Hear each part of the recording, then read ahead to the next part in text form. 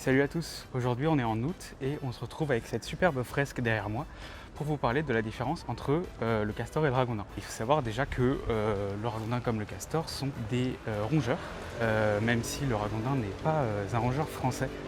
En effet, le ragondin a été importé d'Amérique du Sud pour être élevé, notamment pour sa viande et aussi pour sa peau. Le ragondin, il mesure à peu près 50 cm et il peut peser jusqu'à, il me semble, 3 ou 4 kg. Donc c'est quand même une belle bête. On les retrouve principalement en rivière et c'est pour ça qu'il y a quand même pas mal de personnes qui les confondent avec des castors, ce qui est assez compréhensible parce qu'ils sont quand même pas mal proches. Le ragondin, on le retrouve aussi pas mal en ville. À force de creuser des terriers en fait sous les berges, il fragilise les berges et donc les berges s'écroulent et ça pose quand même des problèmes parce que ça détruit un peu les berges et donc c'est compliqué dans des parcs urbains, mais aussi du coup dans des parcelles de particuliers. C'est pour ça que le ragondin a malheureusement hérité de son statut d'espèce pouvant occasionner des dégâts, qui est le nouveau diminutif de nuisible. Le castor, quant à lui, il fait souvent 1 mètre ou plus, sans compter sa queue, et il peut peser jusqu'à 10 kg.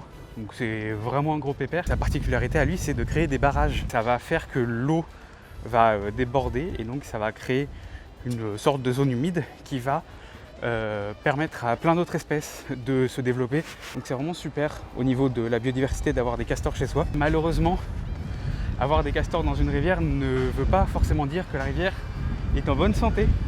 Si jamais il y a des castors dans une rivière, la rivière peut très bien être super polluée. C'est juste qu'ils ont réussi à s'y installer. C'est le cas notamment à Lyon.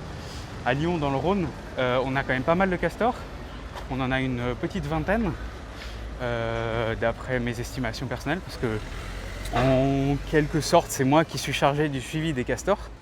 Donc, pour résumer, le castor a une raquette à la place de la queue, il est vraiment gigantesque, il sort quasiment tout le temps la nuit, alors que le ragondin est quand même bien diurne. Le castor, quand il nage, on voit juste sa tête dépasser de l'eau, alors que le ragondin, on voit ses épaules et un petit bout de son dos. C'était les différences entre le castor et le ragondin. Merci beaucoup d'avoir suivi la vidéo. Le mois prochain, on se retrouve pour parler d'un sujet mystère. Donc voilà, à dans un mois, le 10 à 18 h. Merci encore d'avoir suivi. Salut!